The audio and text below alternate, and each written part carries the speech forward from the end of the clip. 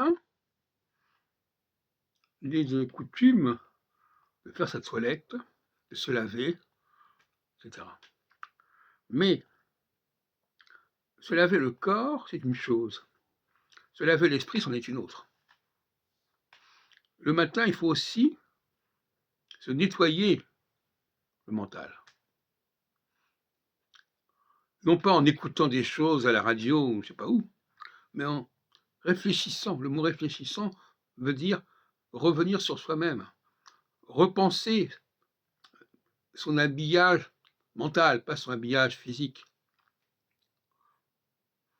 C'est un examen de conscience, un examen de ce qu'on pense. Et le matin, c'est le moment opportun pour nettoyer un peu tout ça, pour faire le ménage dans sa tête.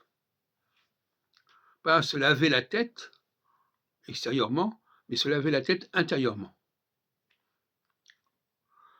Ça aussi, ce sont des pratiques fondamentales qui sont liées à des populations qui n'ont pas la même structure sensorielle, qui n'ont pas les mêmes topiques sensoriels, pour employer mon jargon, qui est lié à celui de Freud d'ailleurs.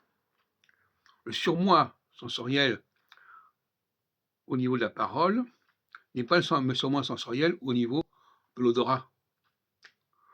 De la même façon, il y a des gens qui arrivent à se mettre d'accord très certainement, avec certitude, sur le fait que c'est bon à manger et que ça sent bon, et qui en revanche n'arrivent jamais à se mettre d'accord sur le plan intellectuel, sur le plan mental, sur ce qui est vrai et ce qui est faux. Inversement, il y a des gens qui sont assez doués, assez puissants pour percevoir la vérité, la sophia, philosophia, la vérité des choses, et qui sont un peu indifférents en ce qui concerne le fait que l'on mange bien ou que l'on sent que ça sent bon, ce qui est un problème relativement secondaire. Donc les gens n'ont pas les mêmes valeurs, n'ont pas les mêmes priorités, n'ont pas le même surmoi. Et inversement, au niveau du ça, eh bien, quand on veut se donner un peu de liberté, quand on est marqué par l'intellect, on peut être négligé un peu de se laver ses vêtements, de se laver une partie du corps éventuellement. Et inversement, quand on a un ça qui est fort au niveau